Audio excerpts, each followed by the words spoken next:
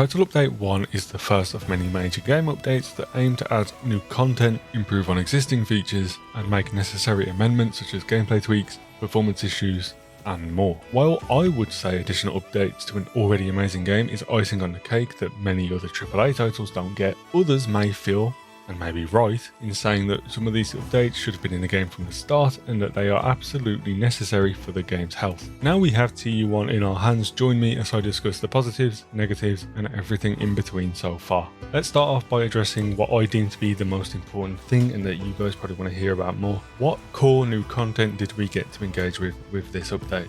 Alright, so of course the main thing in Monster Hunter is we got new monsters to fight.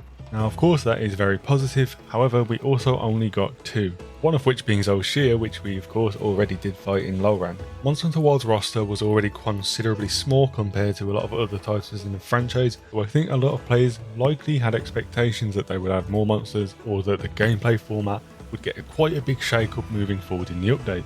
However, with just the addition of 2, many players are probably going to get everything they wanted out of this in the first weekend or first week and then go back to being done with the game. And while both Zul'Shia and Mizusune are amazing fights in Worlds, I do agree it needs a bit more to be decided in the grand scheme of things. There has been a slight tweak to how tempered monsters work to make them more difficult and to add another level of challenge to that.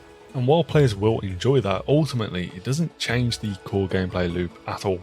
We'll still be fighting the same old monsters, with no real new rewards to chase for doing it. Unfortunately, Artian weapons are still king, and this update saw no changes to that system. And with layered weapons now actually being confirmed to be coming to the game, from the equipment side of things, TU1 is quite lackluster.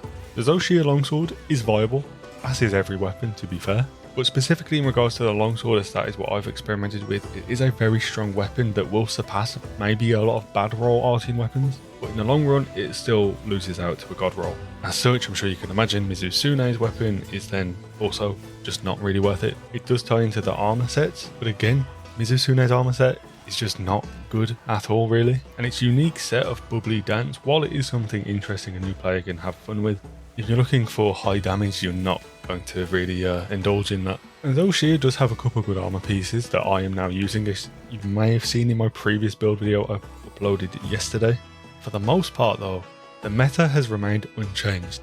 The strongest sets are still the strongest sets, and anyone choosing to use these new Zul'Shia pieces ultimately are getting the same skills, just in a more optimized delivery. Things like weakness exploit, burst, attack boost, the standards, nothing's changed with that, they are still the best.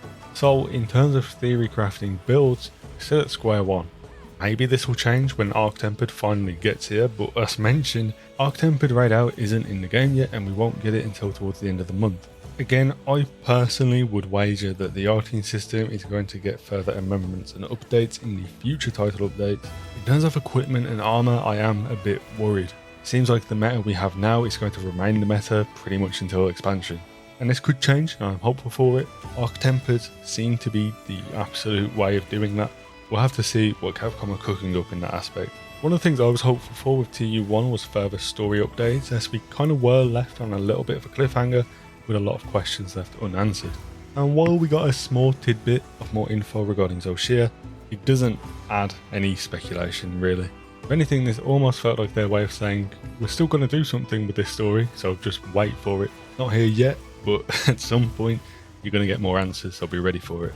And while it is a shame we don't get to indulge in that content right here and now, at least it's a positive thing that we know they're still working towards it. I'm going to use this opportunity now. I want to ask you to subscribe because we're really close to 10,000, which is insane. But also I want to use the opportunity to say that of course this is Title Update 1. There is still much more content going to be added to the game.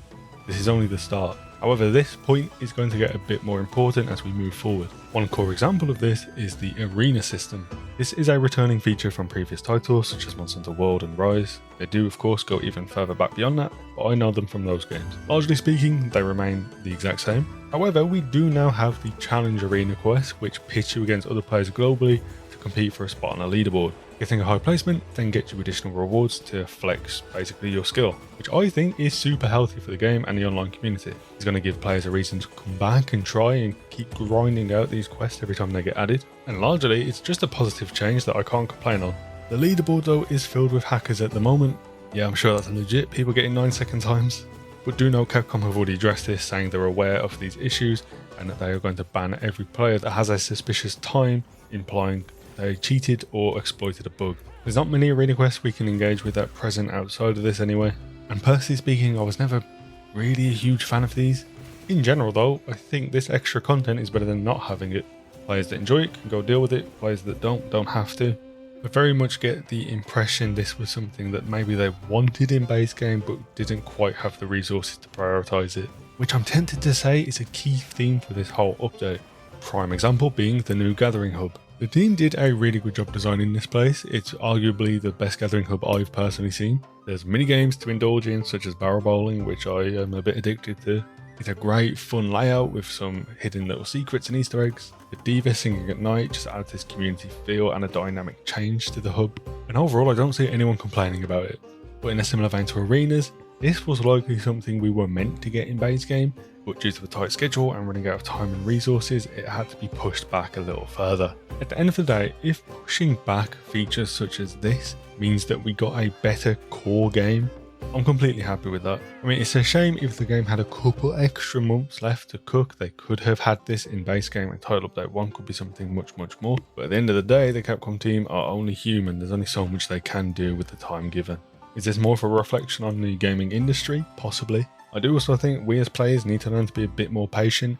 I mean, Monster Hunter Wilds was an amazing game from the start. If Wilds was like a 5 or 6 out of 10 and we were missing stuff like this, then we'd have a much better case to put forward. However, I think because Wilds was fundamentally great from the beginning, I don't mind waiting a bit patiently for features like this. With that being said, my overall impression of Title Update 1 is that this is the beginning of things to come. TU1 is simply the setup to get a fundamental foundation laid out so they can build upon it moving forward. Ultimately, the core gameplay loop has not changed remotely, weapons and armour remain the same, story has been implied there's more coming but nothing yet, arenas are very surface level but now in the game, and the gathering hub serves as a basis for multiplayer communication. We then have further things with this update coming such as Arc Tempered Raid DAO, which again introduces the new Arc Tempered system we can engage with later on. I feel that this may be why a lot of players could very well be disappointed with this very first title update. On the flip side, it's also something that had to happen for the sake of future updates and the health of the game. They have to find a way to introduce all this content in one go so they can build on it and introduce the real content later on. Maybe I'm being a bit optimistic in this sense, I'm not sure, you'll have to let me know what you think. We will now need to patiently await Title Update 2. While I myself will continue playing Wilds and coming back every now and then, I do agree there hasn't been a substantial addition to the game to make me really play every single day in, day out.